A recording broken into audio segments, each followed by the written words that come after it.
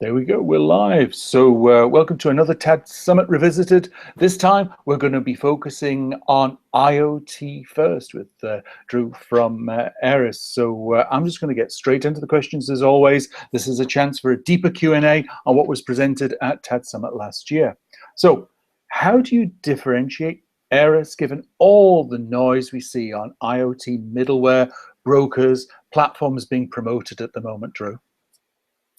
So Aeris, as I mentioned in the summit, we have kind of three main categories of services. We have connectivity as a service. We have a lot of services in that area. We have platform as a service, analytics and application, visualization services.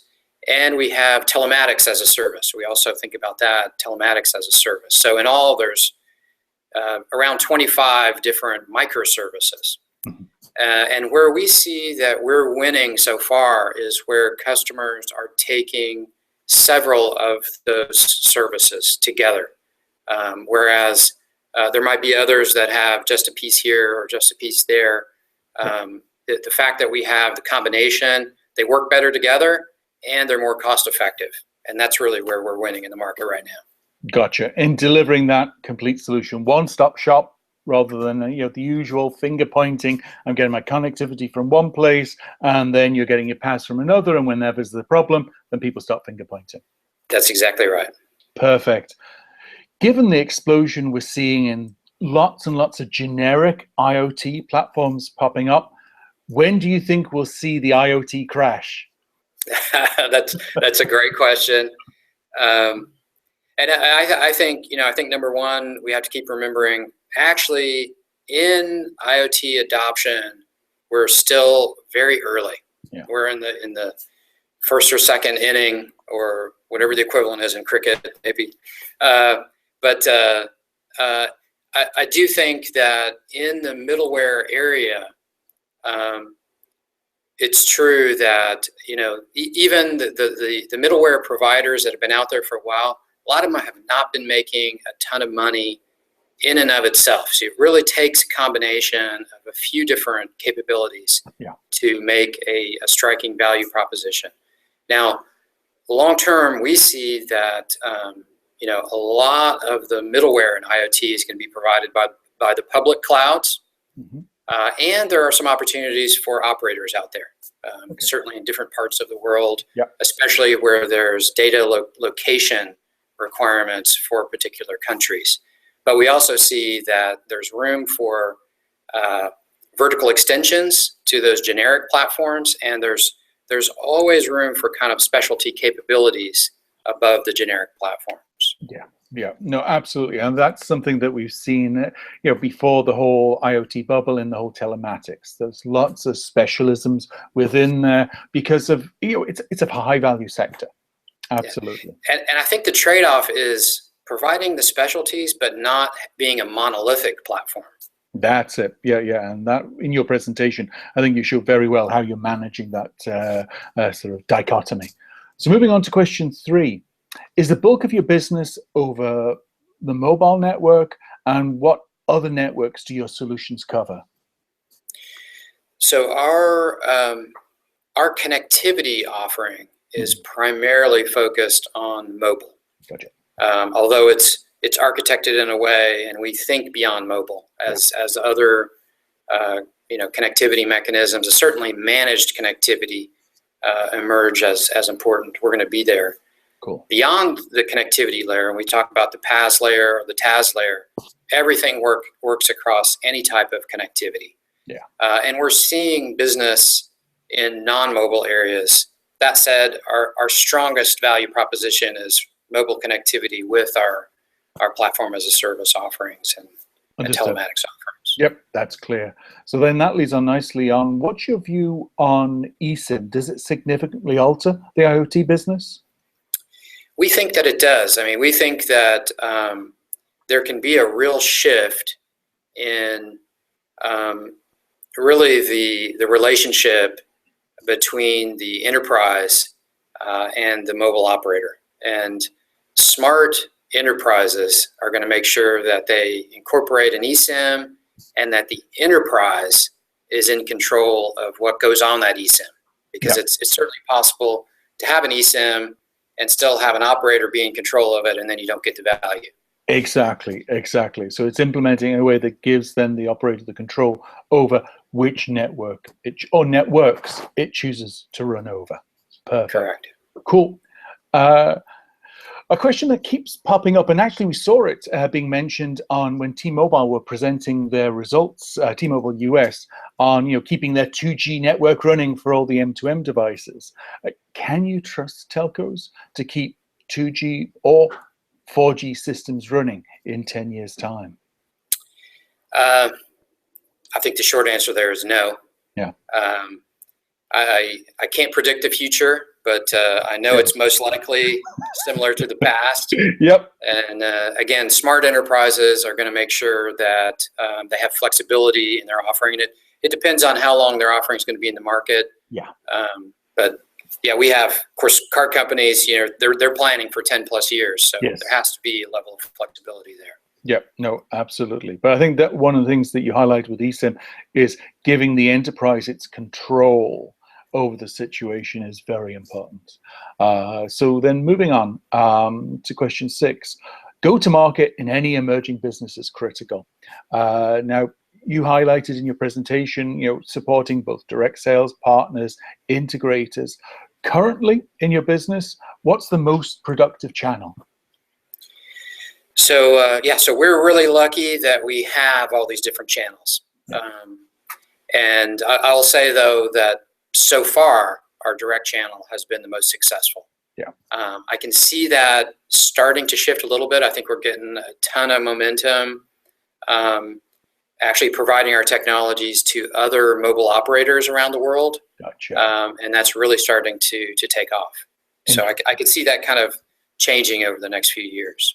Understood. So it's the sort of traditional, you build it up, you prove it yourselves, and then once you have that level of maturity, because you have the CAS, PAS, and TAS, it then becomes a nice package that then somebody that's maybe more sort of network or direct to customer, enterprise customer focused, can then take this on as a packaged solution. Yeah, you're exactly right. You kind of have to prove that it can work first, then you can provide it to us. I know, nobody's just prepared to take a risk on you, Yeah. Great. Moving on.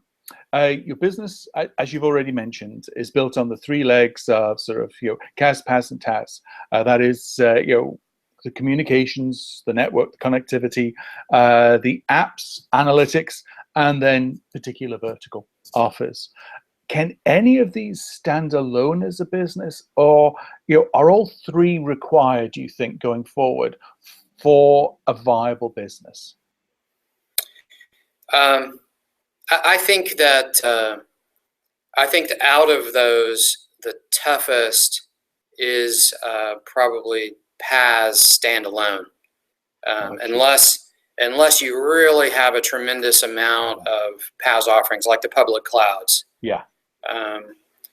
But I think in the connectivity area, I think that area, unless you can, I think there are a level of standalone business there. I think it's a tough business because as that further commoditizes. Yeah. And then as you move up the stack, if you think about telematics, it's a lot more viable as a standalone, I would say. That's right. Yeah. Then you're just focusing on meeting those specific customer needs, but you have the issues around scale and other players who have maybe broader global scale moving into that segment and squeezing you out because scale drives down price.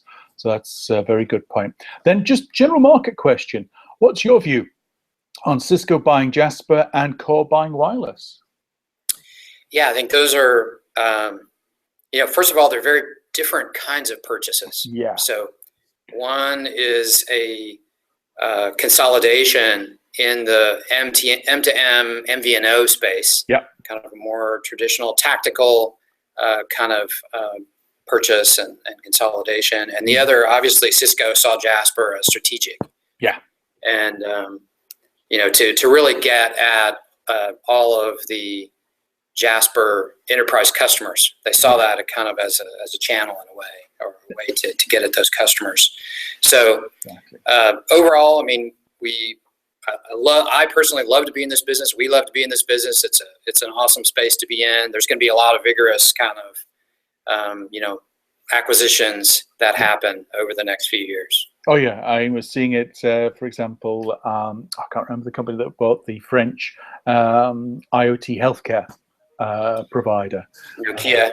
No, that's it. Nokia. That's it. I was trying to remember. Nokia just bought them. Yeah. Yeah. That's right. So it's definitely a lot of movement there, and it's interesting.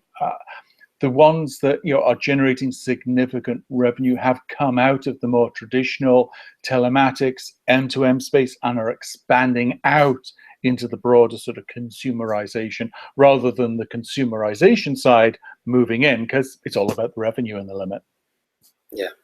Cool. Now, are independent IoT developers that important at the moment, or is it really more a sort of an integration with vertical customers' applications? So it's really, are independent developers that have an IoT focus that important, or is it more just traditional enterprise integration? I think the question's asking.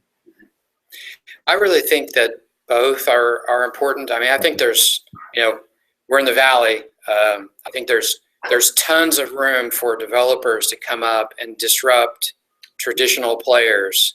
Gotcha. In connected product area. Gotcha.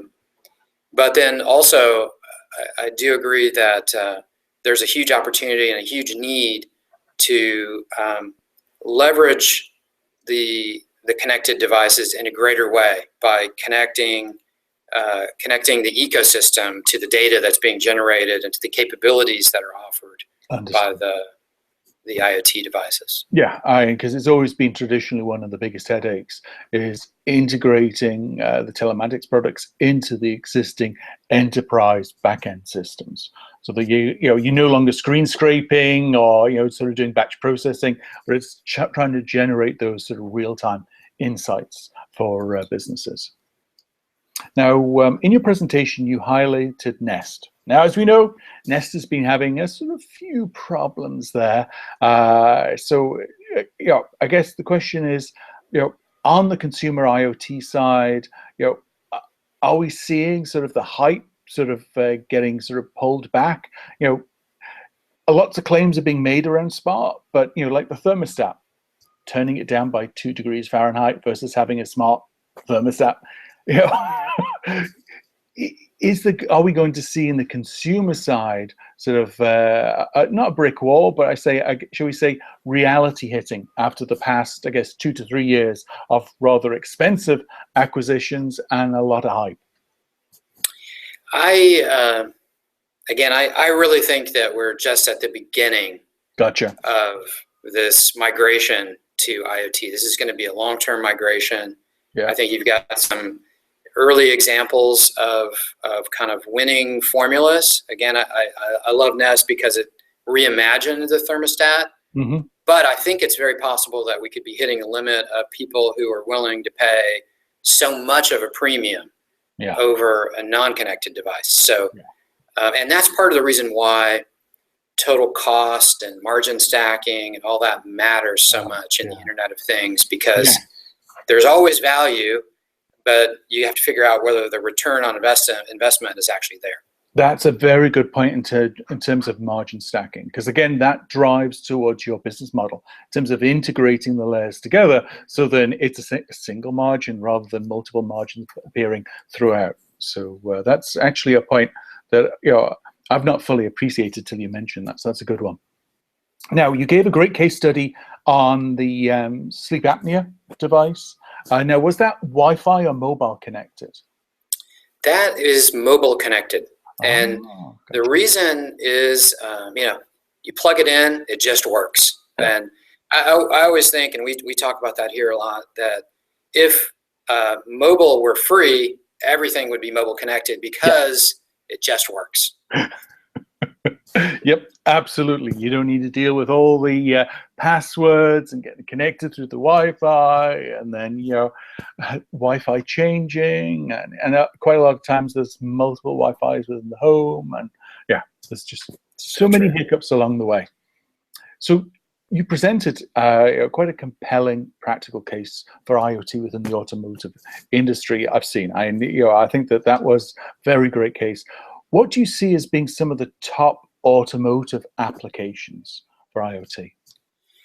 So again, if we kind of go back to I think what we talked about in the summit was infotainment is definitely going to be in the hands of primarily Android and Apple, and now maybe Amazon with their Echo, bringing Alexa maybe into your car. So if you kind of get beyond that, then we always think about the two primary stakeholders, the OEM and the vehicle owner. Yeah. And luckily, if we think about probably the most important application to both of them is actually how well is the vehicle behaving. Okay. If you're the OEM, you really want that protection of understanding how your cars are being made. Yeah. In a way, you want kind of that warranty insurance to understand, then be proactive. And if you read the news, whether it's Volkswagen or Mitsubishi most recently, or many of the other kind of automakers, connectivity is kind of a piece of that puzzle. And if you're the vehicle owner, you've spent a ton of money on your car, and you want to make sure that it's behaving well. Yeah, no, absolutely. Cool. So that's good in terms of sort of steer, and also, again, looking at the whole ecosystem and where the cost benefits kick in for driving so the OEMs to be more focused on just performance, as in warranty insurance. So that's a great one. Now, I guess this one came from a couple of developers. Military, automotive, industrial manufacturing have been stalwarts of the M2M business for decades. What other verticals do you see being the sort of next drivers within this IoT M2M adoption as it moves towards consumerization? Well, for us, I mean, I'll talk just about what we're seeing, For us, we have a lot of customers in the ones that were mentioned. Yep. A little bit beyond that, it's fleet, healthcare. I think is really big, which intersects heavily with consumers. Energy, smart energy, and energy related products. That's a big growth area for us. Interesting. When you get down to the kind of micro consumer space, kind of personal area network, I would say maybe. A lot of that is going to be, it's more Bluetooth to your phone and that kind of space, which is less of an area that we necessarily play in right now. Yeah, exactly. Yeah. So, but it's very much, it's back to what you've been driving home, is the industrial, the enterprise applications are really where the bulk of the business is. There's a lot of hype around, as you say, Bluetooth PAN, but where the real IoT business is happening is across those in fleet, healthcare, definitely, as we saw with the Nokia acquisition, and smart energy definitely has been coming on quite strongly. Again, partially through government incentives, but also, again, just particularly here in North America, the aging energy infrastructure, and anything we can do to improve that. Perfect. Yes. Now, could you provide a couple of examples of event generation partner opportunities? In your slides, you had like event generation as an opportunity area. So we had a couple of developers asking what are some of the examples there? So for us, we never make hardware. We don't make hardware. Yeah. Anytime we're working with a connected thing, the hardware is coming from somebody else, and so the events are being generated by somebody else. Gotcha. Sometimes those partners are, maybe the hardware is being made by our actually enterprise customer. Maybe they're coming, or we're introducing them to somebody who's making a connected element. Yeah. And I think that the best opportunities, like if I was an independent developer, I think looking at those areas that are really emerging and focusing on those, like getting really good at those types of devices, and then partnering up with somebody like us to be able to come up with more of an end-to-end solution. That's the right kind of approach. Cool, because one of the areas that it's sort of been a stalwart within the M2M business, but it's been sort of particular verticals, has been buildings, so large buildings, generally it's been sort of cooling, heating. We've seen increasingly lighting, but I was just wondering your views on the role of sort of IoT within building. I guess because it's fixed, the mobile play isn't really that strong. Is that correct? Yeah, I mean that whole kind of smart building management kind of systems. We have some intersection there. A lot of times that might be architected in such a way that there'd be kind of an overall gateway that would be cellular. And again, cellular is such a great even backhaul for a local area network that might be some other technology. And we see that a fair amount. So that's actually normally where we would come into play in those kinds of systems. And we do have customers in that area. Excellent advice. This is really cool. Because again, it's just helping steer developers in areas where it's worth further investigation. I guess the last question that we had through is, where would you advise developers focus in becoming partners in the sort of presentation and action segment of the ecosystem?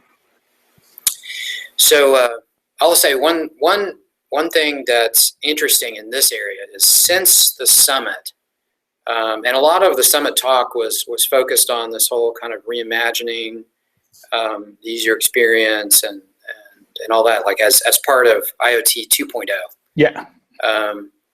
And we've done a lot of work on our next generation, what we call Application Express, and it's based on web components, which is an emerging technology. Yep. And we actually hope to make at least part of that available in the open source soon. So we'll actually be great to talk to this group again, maybe later in the year as that becomes available, because we'll definitely be looking for help in building out the ecosystem of these web components. That's part of visualizing the Internet of Things. Interesting, yeah, because again, one of the things we saw at TADHack London a few weeks ago was the number of hacks that were being built up using like webhooks, things that just simplify the whole app creation process. So you're focusing far more on the sort of usability and solving a particular problem than just having to deal with all the hard codings. In fact, we had one which was called Big Bro, which was using Watson with Cisco Spark. And the developer initially was like, okay, I'm going to code up using the APIs. Then he realized, I just use webhooks and connect the two platforms together, and I've delivered this. It was a hack that, well, you know how it is. That's great. It's going to take me an hour and a half. Then, of course, you got to get the webhooks working properly, and it took them the rest of the day to get it working. Right? I agree. I think there are a ton of tools emerging that'll make it, I think, a lot easier. And what that does is it expands the addressable market of developers. So you get a lot more people that have a problem and they can get the technology into their own hands to solve that problem. So that's something that I see as a trend. And we've been talking about it at TADSummit for a year or two now, but I think we're really starting to see the tools. And I think with web components, it's exactly the right approach, I think, to put it into the hands of your platform, your capabilities, into the hands of many more enterprise customers. So that's really cool. Great, Drew. Well, again, thank you so much for your time and for being willing to get up a little bit earlier than planned as you're over in the West Coast. But again, thanks so much for your time. This was excellent. Thank you so much.